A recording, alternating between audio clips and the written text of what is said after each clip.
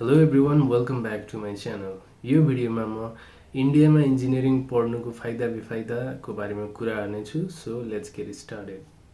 So यो भिडियोलाई म दुईवटा क्याटेगोरीमा डिभाइड गर्छु। पहिलो दुईवटा क्याटेगोरी अफ स्टुडेन्टको लागि। पहिलो क्याटेगोरी जो चाहिँ नेपालमा बाहेक फरेन कन्ट्रीमा पढ्न चाहने तर अरू युएसए अस्ट्रेलिया नपढेर इन्डियामा किन पढ्ने भन्ने बारे पहिलो क्याटेगोरीमा डिस्कस गर्नेछु। र सेकेन्ड क्याटेगोरीमा इन्डिया र नेपालमा चाहिँ कहाँ पढ्ने, इन्डियामा पढ्नुको फाइदा बेफाइदा के छ त्यसको बारेमा कुरा गर्नेछु। सो पहिलो क्याटेगोरीमा छ अस्ट्रेलिया युएसए जस्तो कन्ट्रीमा नपढेर इन्डियामा किन पढ्ने, के छ फाइदा त्यसको। नम्बर 1 मा छ हाम्रो कल्चर सेम छ। हामी नेपालबाट इन्डिया पढ्न जाम अथवा इन्डियाकै मान्छे नेपाल आओस्, हाम्रो कल्चर सेम छ। हामीले लगभग अलमोस्ट हाम्रो डेली लाइफस्टाइल, हाम्रो खानेकुरा, हामीले मनाउने फेस्टिभल्सहरू सबै कल्चर सेम छ। यो चाहिँ एउटा प्लस पोइन्ट हो। त्यसपछि अर्को पोइन्ट छ हामी इजिली एड्याप्ट गर्न सक्छौँ। इन्डिया जस्तो ठाउँमा हामी इङ्ग्लिसै बोलिराख्नु पर्दैन। इङ्ग्लिसमा अलिकति कमजोर स्टुडेन्ट छ भने त्यहाँ इजिली एड्याप्ट गर्न सक्छौँ। हिन्दी भाषा हाम्रो लागि हामी लगभग अलमोस्ट एभ्री वानको लागि फेमिलियर भाषा, जसको कारणले कम्युनिकेसन एकदमै सजिलो हुन्छ। हामी अस्ट्रेलिया जाम, अमेरिका जाम, त्यहाँको नेटिभ स्पिकरसँग हामी जुन तरिकाले कम्युनिकेट गर्छौँ त्योभन्दा फार बेटर हामीले इन्डियामा कुनै एउटा इन्डियन फ्रेन्डसँग अथवा इन्डियन मान्छेसँग हामी कम्युनिकेट गर्न सक्छौँ। सो कम्युनिकेसनको आधारमा India is one of the better option than USA and Australia. र एजुकेसनल ऱ्याङ्किङको वेमा इन्डिया चाहिँ एउटा 5th ऱ्याङ्क होल्ड गर्ने कन्ट्री हो, जहाँ चाहिँ 56 वटा इन्स्टिट्युसन्सहरू छ। त्यो भनेको डिफ्रेन्ट फ्याकल्टीहरू छ र त्यो मध्ये 1300 इन्डिभिजुअल युनिभर्सिटीहरू छ। र स्पेसली इन्डियाले नेपाली स्टुडेन्टको लागि भनेर अन्य देशको स्टुडेन्टभन्दा अलिकति डिफ्रेन्टली ट्रिट गर्ने गर्छ र नेपाली स्टुडेन्टको लागि थुप्रै अवार्डहरू पनि आएका छ। सो यो त थियो पहिलो क्याटेगोरी अफ स्टुडेन्टको लागि जो फरेन कन्ट्रीमा पढ्न चाहने तर इन्डियामा चाहिँ किन पढ्न चाहने भन्ने बारे डिस्कस गर्दै थियौँ। अब हामी सेकेन्ड क्याटेगोरीमा, जहाँ चाहिँ नेपालमा नपढेर इन्डियामा किन पढ्ने अथवा इन्डियामा पढ्नुको फाइदा बेफाइदा के छ त्यसको बारेमा डिस्कस गरौँ। नेपालमा इन्जिनियरिङ नपढेर इन्डियामा पढ्नुमा फुल अफ अपर्च्युनिटी पनि छ र फुल अफ च्यालेन्जेसहरू पनि छ। अपर्च्युनिटिजमा के छ त्यसको बारेमा कुरा गरौँ। इन्जिनियरिङ भनेको इन्डियामा मोस्ट डिमान्डेड कोर्स हो। इन्डियाको पपुलेसन उत्तिकै धेरै छ, इन्डियाको ल्यान्ड एरिया धेरै छ, त्यो नै एउटा अपर्च्युनिटी हो। अर्को अपर्च्युनिटी के छ भने आफ्नो इन्जिनियरिङ करियरलाई चाहिँ इन्डियामा इस्ट्याब्लिस गरेर त्यतै रिलाइ गर्न चाहने हो भने फार बेटर अप्सन के हुन्छ भने नेपालमा पढ्नुभन्दा इन्डियामै पढ्नु। किनकि इन्डियामा पढेर इन्डियामा ग्रेजुएट गऱ्यो भने इन्जिनियरिङ, त्यसपछि त्यो बेलासम्म हामीले इन्डियाको कल्चर बुझिसकेका हुन्छौँ, इन्डियाको एजुकेसनल सिस्टमको बारेमा बुझिसकेको हुन्छौँ, इन्डियामा इन्जिनियरिङको पोटेन्सियल कस्तो छ त्यो सबै बुझिसकेका हुन्छौँ।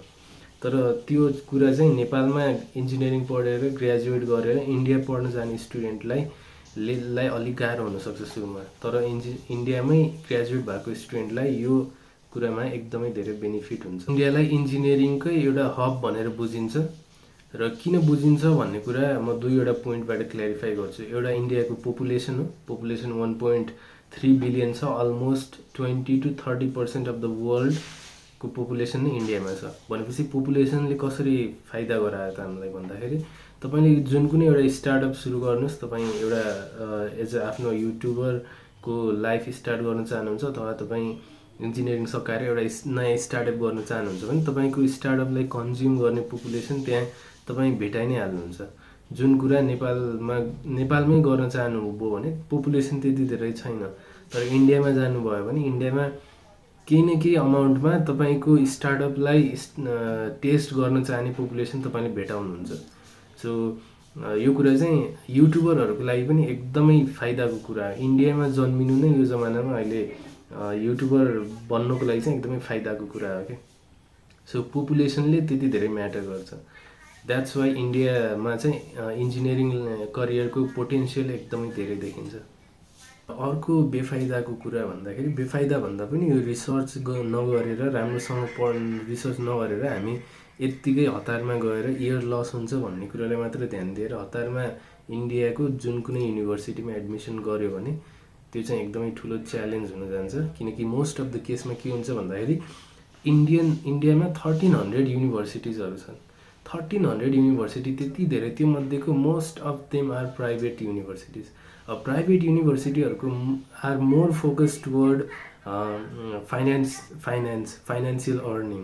तिनीहरूको एजुकेसनल सिस्टम जति ध्यान दिन्छन् त्योभन्दा बढी तिनीहरूको फोकस हुन्छ आफूले आफ्नो अर्निङ्समा हुन्छ, आफ्नो युनिभर्सिटीबाट कति रिभेन्यू भइरहेछ त्यो कुरालाई ध्यान दिन्छन् तिनीहरूले। सो प्राइभेट युनिभर्सिटिजहरू एकदमै कस्टली हुन्छ।